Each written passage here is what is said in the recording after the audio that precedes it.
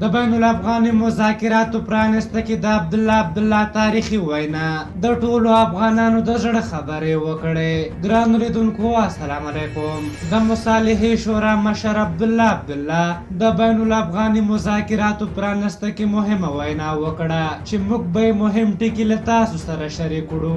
ډاکټر عبدالله وایي له طالبانو مننه کوو چې د سولې لپاره حاضر شول. موږ په نیک نیت قطر ته د خپل پلاوي سره راغلی یو او هیله مند یو چې دواړه لوري سره سلا شو او هیواد ته سوله یوسو.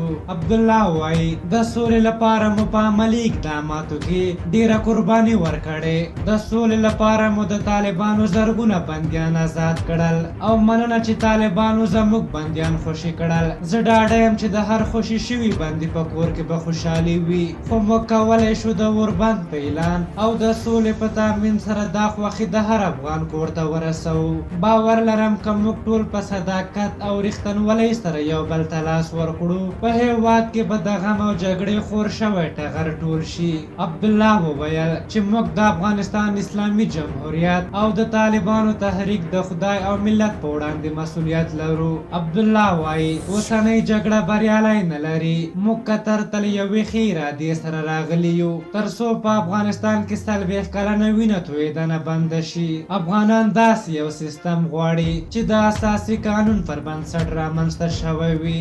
افغانان د شته نظام ټینګښت غواړي. موږ د 40 کلنې جګړې او وینې تویېدو د مخنیوي او سولې ته د رسېدو لپاره له پاک نیت سره راغلي یو. عبدالله زیاته کړه چې کله سوله راغله په افغانستان کې د بهرنیو ځواکونو شتون ته اړتیا نشته. عبدالله وایي ټوله نړۍ غواړي چې افغانستان کې اوربند وشي. دغه راز زیاته کړه چې د سولې فرصت باید له لاسه ورنه کړو. عبدالله وویل دا جګړه هیڅ ګټونکی نه لري او سیاسي حل لاره به هیڅ بایلونکی ونه لري. عبدالله وویل تېر ته ګرځېدل د افغانستان خلکو ته د منلو وړ نه دي. د افغانستان جنګ د ټولې سیمې او نړۍ لپاره په زیان دی. د سیمې او نړۍ له ټولو هېوادونو غواړو چې د افغان سولې لپاره خپلې مرستې ونه سپموي. په هر حال تاسو د عبدالله د دغه وینا په هکله څه نظر لرئ؟ خپل نظرونه مو راته په کومنټ کې ولیکئ. که زموږ ویډیو مو خوښه شوې وي ضرور لایک کړئ. تر بلې ویډیو مو په لیو بخښونکي خدای سپارم. د الله په امان.